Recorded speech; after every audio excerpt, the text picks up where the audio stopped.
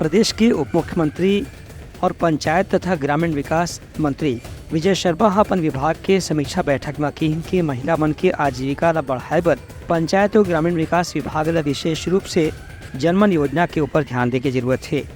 उनका कहना है कि पिछड़ी जनजाति वाला क्षेत्र में जहाँ भी पीएम आवास योजना के कार्य लंबित है ओला पूरा करे पर विशेष रूप से कार्य योजना बना के काम ला निर्धारित समय सीमा में खत्म करे जाए।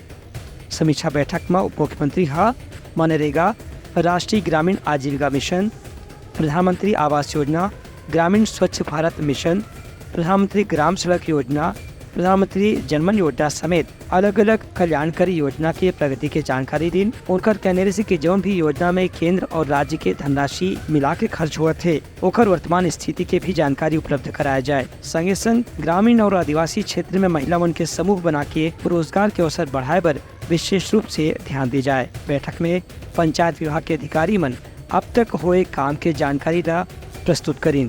ब्यूरो रिपोर्ट तिरंगा न्यूज।